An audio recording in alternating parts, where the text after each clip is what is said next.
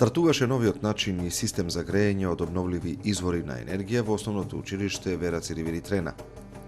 Ние сме една од ретките, а може би единствена локална самоуправа која има во план сите објекти кои се во надлежност на општината, кои досега користат фосилни горива за загревање, да се преориентираат кон користење на обновливи извори на енергија. Тоа значи дека општина Карпош драстично ќе ги намали трошоците за грејење дури до 70%. Истовремено ќе се намали загадувањето на воздухот, вели Љупчо Димов, раководител на оделението за енергетска ефикасност. Што тоа значи? Тоа е не само големи заштеди кои се мерат со бројки од 60 до 70% во однос на претходните системи на грејење, но тоа значи огромно намалување на емисии на CO2 во воздухот и огромни бенефити во комодитетот на самите објекти и на учениците кои што ги користат. Значи, во продолжение ќе продолжиме со Димо Хаџидимов и со други објекти кои што во наредниот период ќе бидат на истиот овој начин, префрлени со обновливи извори на енергија.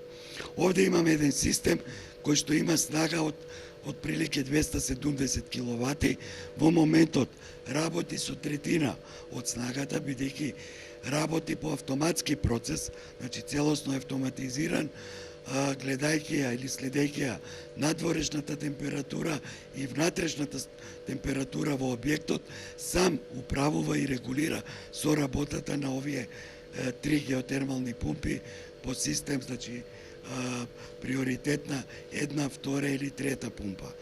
Покрај еколошкиот аспект, вие кажавте дека ќе има и заштита на финансиски средства. Што би значило тоа за буџетот на општина Карпош? Значи, финансиите кои сега беа во рамките од 2 до 3 милиона во топлификациониот систем, очекуваме да бидат меѓу 700 и 800 илјади денари на годишно ниво, односно 60 до 70%. Членот на Истражувачкиот центар за енергетика и одржлив развој при Македонската академија на науките и уметностите, доктор Наташа Марковска, ја поздрави оваа иницијатива и го нагласи значењето на напорите кои ги превзема општина Карпош за интегрирање на енергетската ефикасност во објектите кои се во нејзина надлежност. Да го поздравам партнерството на општината Карпош и сите други чинители во една ваква многу предизвикувачка идеја. Ова не е единствен пример, само ќе кажам дека со нас општината Карпош е и партнер во еден европски проект кој што се однесува на оптимално искористување на ресурси обновливи извори на енергија во мали системи за грејење и ладење, значи интегрирано грејење и ладење, и целта на тој проект ќе биде преку едни вакви позитивни примери да овозможиме околина или можност за што поголем продор на овие модерни технологии.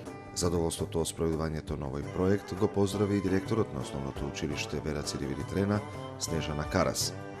Грејната сезона веќе започна. Оваа учебна година ја започнавме со имплементирање на нов систем на грејење со геотермалните пумпи и веќе ги чувствуваме бенефитите од ваквиот начин на грејење.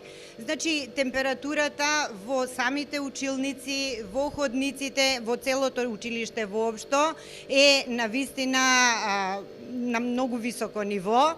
Односно, веќе се чувствува дека и покрај тоа што сум информирана дека самиот систем работи со 30% од неговиот капацитет, меѓутоа веќе ги задоволува потребите на училиштето. Навистина, никогаш потопло и попријатно за работа не било во училишните простории.